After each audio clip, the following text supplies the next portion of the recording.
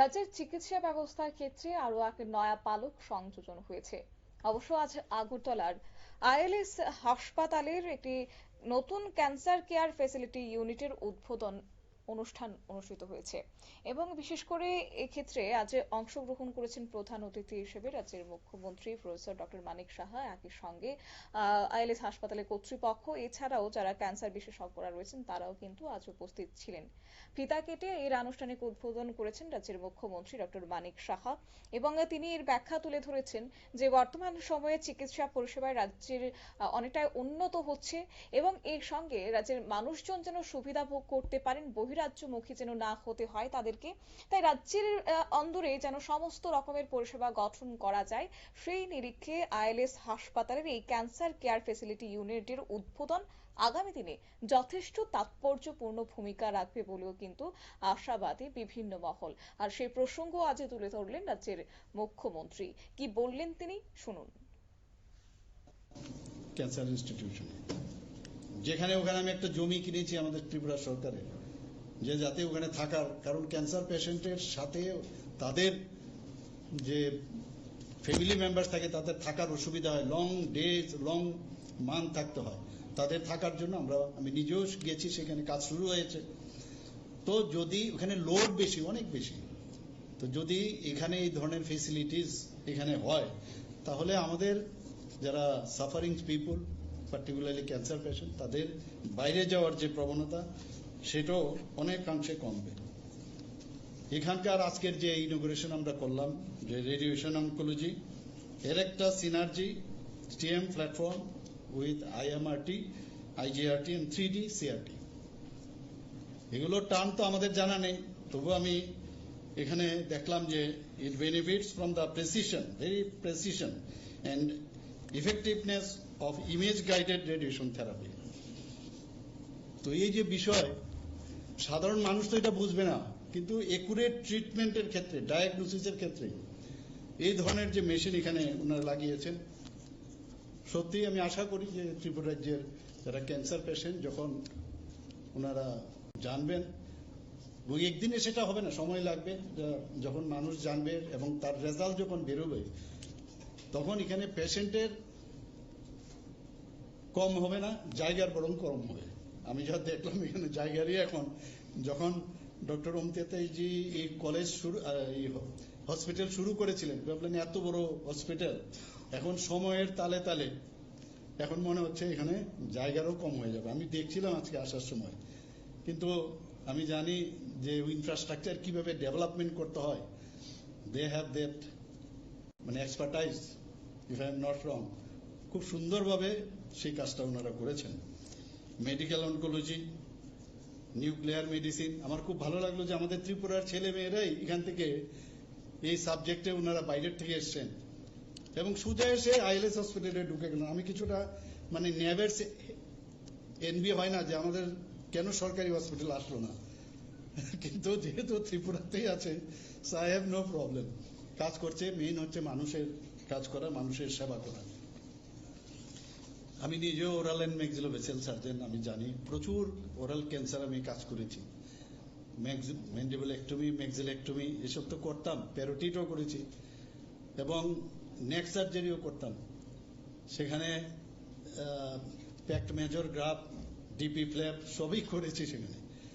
কিন্তু তারপরে সার্জারির পরে যে পেশেন্টকে রেডিওথেরাপি দেওয়া, তারপর আমরা কেমোথেরাপি, অনেক জায়গায় এক এক রকম ব্যবস্থা থাকে, তারপর নির্ভর করে সেগুলোর জন্য আমরা পাঠাতে হতো জিবি হসপিটালে।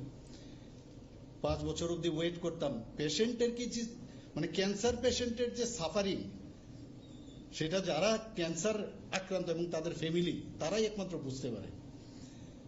এবং দেখা গেছে সারা পৃথিবীতে যে ডেডলি যে এখন মৃত্যু, সেকেন্ড হাইয়েস্ট এই ক্যান্সার, ক্যান্সারের কারণে দ্বিতীয় স্থানে এখানে এসছে। আমাদের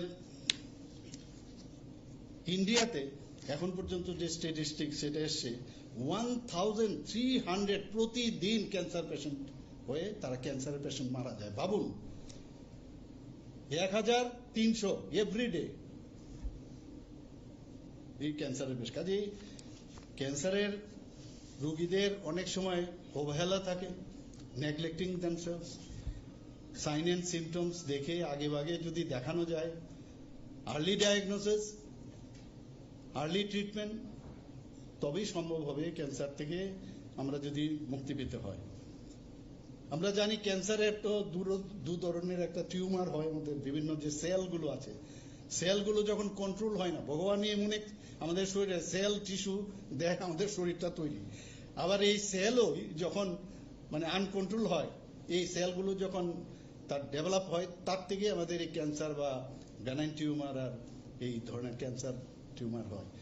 তো এই জায়গার মধ্যে বিভিন্ন যেসব ক্যান্সার আমাদের ত্রিপুরাতেও আছে, সারা পৃথিবীতে, ভারতবর্ষ এখানে আছে, breast cancer, oral cancer, cervical cancer, lung cancer, colorectal prostate cancer, colorectal cancer, তাছাড়া prostate cancer, blood cancer, leukaemia আমরা সবাই জানি, স্কিন ক্যান্সার, এতগুলো ক্যান্সার প্রচুর সেই শরীরের মধ্যেই ক্যান্সার।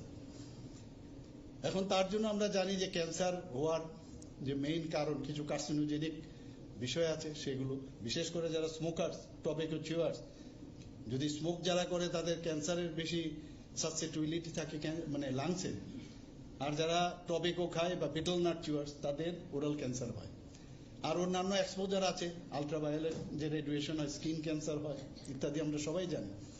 কিছু জেনেটিক বিষয়ও থাকে, অনেক সময় এনভায়রনমেন্টাল বিষয়ও থাকে, সব মিলিয়ে এই ক্যান্সার। কাজেই আমাদের যে অ্যাওয়ারনেস যে প্রোগ্রাম, আমি আশা করব যে আইএলএস এর তরফ থেকে এই ধরনের অ্যাওয়ারনেস প্রোগ্রাম, খালি বসে থাকলে হবে না যে পেশেন্ট খালি আসুক আর এখানে এসে ট্রিটমেন্টের জন্য আসুক। এই অ্যাওয়ারনেস যদি আমরা আপনাদের ইনস্টিটিউট থেকে বিভিন্ন জায়গায় যদি সেটা করা যায়, তাহলে কিন্তু অনেক পেশেন্ট বেঁচে যাবে। এবং এই আপনারা শুনলেন রাজ্যের মুখ্যমন্ত্রী মানিক সাহার বক্তব্য। আজকে শুধুমাত্র চিকিৎসা পরিষেবাই নয়, একই সঙ্গে এই নতুন ক্যান্সার কেয়ার যে ইউনিটের উদ্বোধন হয়েছে, তাতে করে যারা রাজ্যের পড়ুয়ারা রয়েছে এই বিষয় নিয়ে ডিগ্রি অর্জন করেছে, তারাও যে এই কেয়ার সুবিধার সেখানে ইউনিটে কাজ করার সুবিধা পাবেন, সেটা রাজ্যের ছাত্রছাত্রীদের জন্য একটা ভালো দিকে বলেও তিনি জানিয়েছেন। একই সঙ্গে যারা দীর্ঘদিন ধরে ক্যান্সার নিয়ে সাফার করছেন, তাদের জন্য উন্নত প্রযুক্তি এবার নিয়ে এসেছে এই হাসপাতাল কর্তৃপক্ষ, যাতে করে আর বহিরাজ্যে যাওয়ার যে বিগত দিনের প্রবণতাটা দেখা যেত, সেটা কিন্তু এখন কমিয়ে আনা সম্ভব হবে বলে রাজ্যের মুখ্যমন্ত্রী জানিয়েছেন। পাশাপাশি এই উন্নত প্রযুক্তির মেশিন এছাড়াও যে নতুন ক্যান্সার ইউনিটের উদ্বোধন হয়েছে, সেটা যেন রাজ্যের মানুষ অবগত হতে পারেন সে নিয়েও, পাশাপাশি ক্যান্সারের থেকে প্রবণতাটা কমানোর জন্য কিন্তু একটা সচেতনতার বার্তা দিয়েছেন মুখ্যমন্ত্রী মানিক সাহা। নিয়ে নিচ্ছি ছোট্ট একটি বিজ্ঞাপন বিরতির সঙ্গে থাকুন।